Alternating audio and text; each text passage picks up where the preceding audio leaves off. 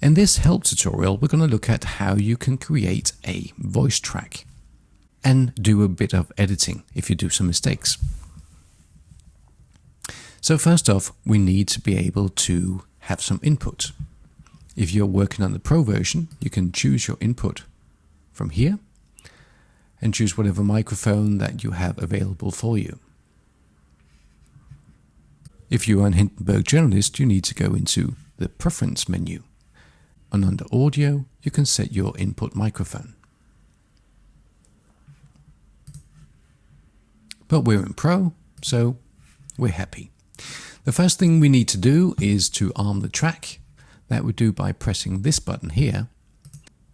Now to begin recording, we can press the record button.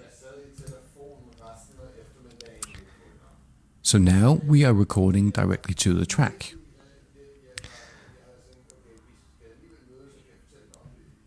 You can stop the recording by pressing stop or by pressing the spacebar on your keyboard.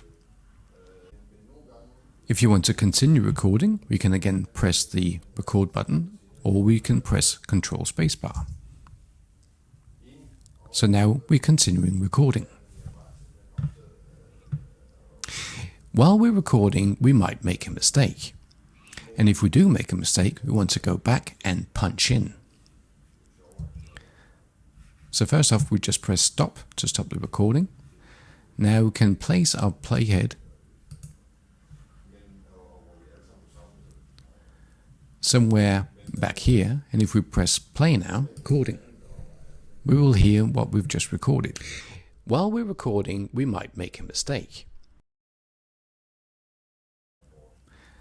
If we now press record, I'm just going to use the keyboard shortcut Control spacebar while I'm doing that.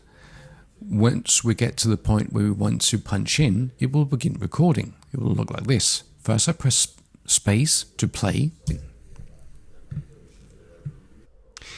While we're recording, we might make a mistake. And now Control spacebar to continue the recording.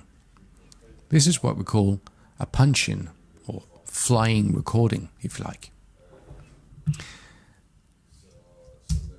Using Control spacebar is one way of starting the recording. If you have a numeric keyboard, you can also use the minus key on that. An advantage of using the numeric keyboard is you can also rewind and scrub with the keys. So like 7 will rewind and 0 will play. And now Control spacebar to continue the recording, and minus will punch in.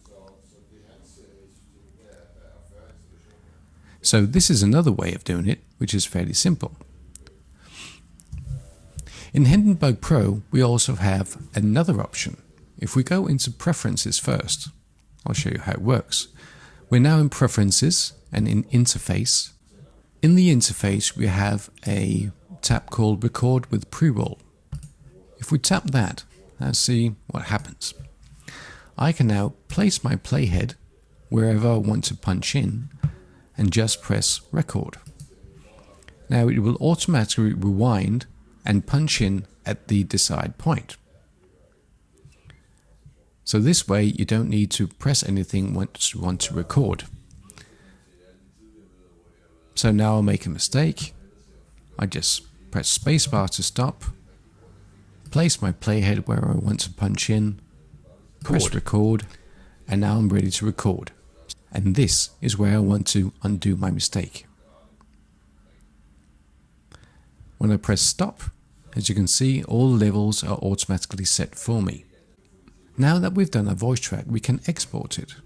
Press the export button. Let's choose the destination where we want our export to go. Give it a name.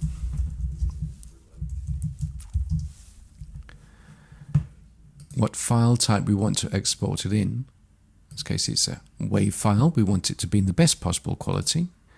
Stereo or mono. In this case mono, because it's only a mono track that we've been recording.